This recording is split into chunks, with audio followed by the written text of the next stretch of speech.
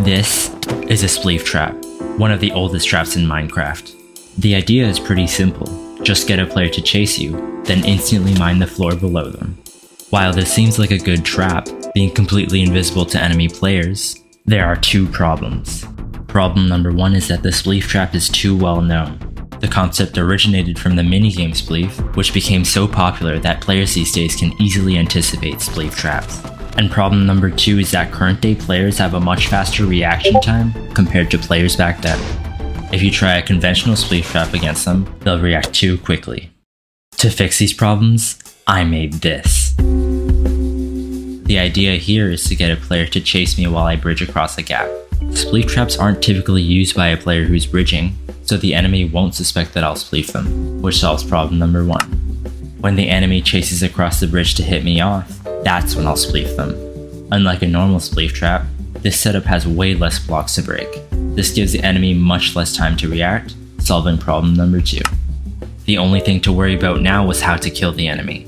You might think that digging a huge pit with dripstone at the bottom would do the trick, but players can land between the spikes, and digging this many blocks takes too long. Instead, I designed a funneling system that pushes enemies into a 1x1 hole, ensuring that they die.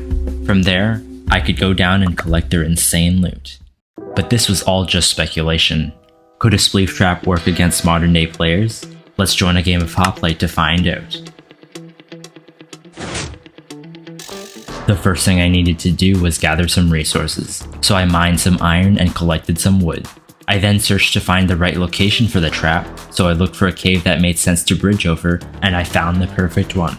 To build the trap, I started by making a funneling system, which will funnel a 7x5 hole into a 1x1. Now you might be wondering what the armor stands are for. Well, let me explain. One of the common ways that enemies survive a trap is by block clutching before falling to death.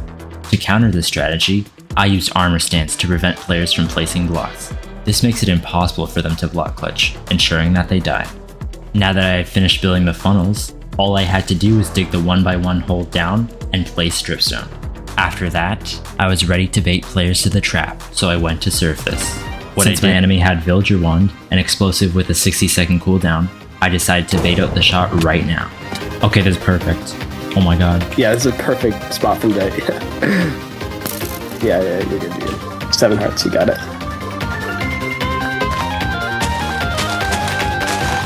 Oh my god! Nice! That was insane!